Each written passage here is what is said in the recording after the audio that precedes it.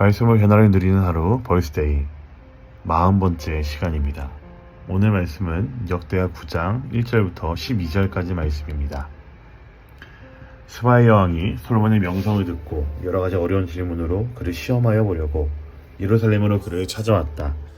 그는 많은 수행원을 데리고 또 여러가지 향료와 많은 금과 보석들을 낙타에 싣고 왔다. 그는 솔로몬에게 이르자 마음속에 품고 있는 온갖 것들을 다 물어보았다. 솔로몬은 여왕이 묻는 모든 물음에 척척 대답하였다. 솔로몬이 몰라서 여왕에게 대답하지 못한 것은 하나도 없었다. 스바의 여왕은 솔로몬이 온갖 지혜를 갖추고 있는 것을 확인하고 그가 지은 궁전을 두루 살펴보고 또 왕의 상에 오른 요리와 신하들이 둘러앉은 모습과 그의 관리들이 일하는 모습과 그들이 입은 제복과 술잔에 밭들 올리는 시종들과 그들이 입은 제복과 주님의 성전에서 드리는 번제물을 보고 나서 넋을 잃었다. 여왕이 왕에게 말하였다. 임금님께서 이루신 업적과 임금님의 지혜가 나는 소문을 내가 내 나라에서 이미 들었지만 와서 보니 과연 들은 소문이 모두 사실입니다. 내가 여기 오기 전까지는 그 소문을 믿지 못하였는데 내 눈을 직접 확인하고 보니 오히려 내가 들은 소문은 사실의 절반도 안 되는 것 같습니다. 임금님께서는 내가 들은 소문보다 훨씬 뛰어나신 분이십니다. 임금님의 백성은 참으로 행복한 사람들입니다. 임금님 앞에 서서 늘 임금님의 지혜를 배우는 임금님의 신하들 또한 참으로 행복하다 아니할 수 없습니다. 주 임금님의 하나님께 찬양을 돌립니다. 하나님께서는 임금님을 좋아하셔서 임금님을 그의 보좌에 앉으시고 주 하나님을 받드는 왕으로 삼으셨습니다. 임금님 하나님께서는 이스라엘을 사랑하셔서 그들을 영원히 굳게 세우시려고 임금님을 그들 위에 왕으로 세우시고 공평과 정의로 다스리게 하셨습니다. 그런 다음에 여왕은 금 120달란트와 아주 많은 향료와 보석을 왕에게 선사하였다. 솔로몬 왕은 스바의 여왕에게서 받은 만큼 그렇게 많은 향료를 다시는 어느 누구에게서도 더 받아본 일이 없다. 히람의 일꾼들과 솔로몬의 일꾼들도 오빌에서 금을 실어왔다. 그들은 백단목과 보석도 가져왔다. 왕은 이 백단목으로 주님의 성전과 왕궁의 계단을 만들고 합창단에 쓸 수금과 검은고를 만들었다. 이와 같은 백단목은 일찍이 유다 땅에서는 본 일이 없었다. 솔로몬 왕은 스바의 여왕이 가져온 것보다 더 많이 주었을 뿐만 아니라 여왕이 요구하는 대로 가지고 싶어하는 것은 모두 주었다. 여왕은 신하들과 함께 자기의 나라로 돌아갔다. 아멘. 네, 여러분 좋은 아침입니다. 오늘 말씀은 우리가 너무나 잘 아는 장면입니다. 한 여왕이 먼 나라에서부터 찾아와서 솔로몬의 지혜를 듣고 그가 다스린 나라를 직접 보고 깊이 감동을 받는 이야기이죠. 하지만 이 이야기를 조금만 다르게 보면은 선교의 장면처럼 느껴집니다. 여러분, 스바의 여왕은 이방인입니다.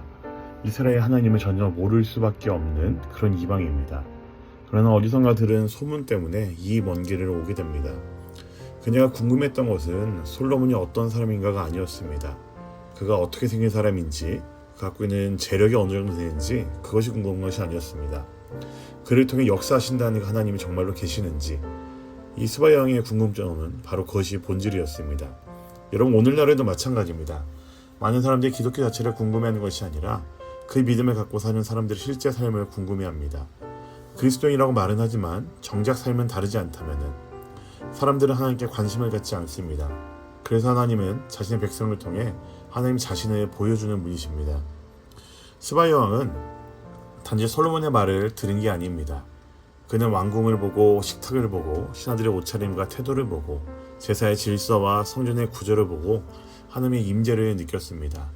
지혜가 단지 말솜씨만 있는 것이 아니라 그 언변에만 있는 것이 아니라 삶 전반에 스며든 하나님의 통치라는 것을 이 스바의 여왕은 깨닫게 된 것이죠. 여러분, 이것은 오늘날 우리에게도 중요한 기준을 알려줍니다. 우리의 말뿐 아니라 삶의 태도, 정직함, 질서, 책임감, 누군가의 이야기에 공감해주는 그 모든 것들이 하나님을 드러내는 통로가 될 수 있다는 사실입니다. 여러분, 선교는 반드시 외국에 나가서 전도하는 일만이 아닙니다. 오늘 나의 삶을 통해 누군가가 하나님께 질문을 던지게 만든다면, 오늘 나의 모습을 통해 누군가 하나님에 대해 궁금함을 갖게 한다면 여러분, 그게 바로 선교라고 할 수 있습니다.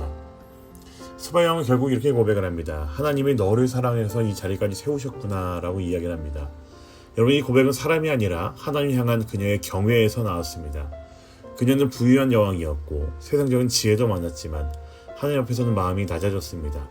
이 장면은 복음의 삶을 통해 전해지는 과정의 어떤 요약과도 같은 것 같습니다. 질문이 생기고 삶을 보고 감동을 받고 하나님을 고백하게 되는 것, 우리는 오늘도 누군가에게 그 복음의 창문이 될 수 있습니다. 사랑하는 우리 여러분, 하나님은 당신을 통해 누군가에게 다가가십니다. 여러분이 지금 맡고 있는 역할, 누군가 나눈 대화, 아무도 보지 않는 자리에서 보여주는 성실함과 정의로움, 그 모든 것들이 하나님을 드러낼 수 있는 기회라는 사실을 잊지 않으시면 좋겠습니다. 사람들이 나를 보고 하나님 정말 살아계시는구나, 하나님 정말 있구나 라는 생각을 하게 된다면은, 그것까지도 아니고 그저 하나님에 대한 질문을 갖게 한다면은, 궁금함을 자아내게 한다면은, 여러분 그것이 가장 강력한 선교의 방법이라고 저는 믿습니다. 사랑하는 여러분들, 여러분들의 매일의 삶을 통해서 하나님 당신이 홀로 영광 받으실 수 있는 그러한 여러분들의 매일매일 삶이 되기를 간절히 소망합니다. 여러분의 모습을 통해, 여러분 삶을 통해 많은 이들이 하나님께 나아올 수 있는 그런 은혜의 역사들이 계속할 수 있기를, 가득할 수 있기를 우리 주님의 이름으로 간절히 부탁드립니다. 아멘. 함께 기도하겠습니다. 아버지 하나님, 오늘도 제 삶이 복음을 담는 그릇이 되길 원합니다. 제가 말하는 것보다, 100번 말하는 것보다, 1000마디 말하는 것보다 저의 살아가는 삶의 방식을 통해, 하루의 모습을 통해 하나님을 드러내게 하시고, 누군가 제 안에서 하나님을 향한 갈망을 느낄 수 있도록, 진실되게 살 수 있도록 아버지 하나님 우리에게 은혜를 주시옵소서. 모든 것에 감사드립니다. 너무나 사랑합니다. 살아계신 우리 구주 예수 그리스도의 이름으로 기도합니다. 아멘.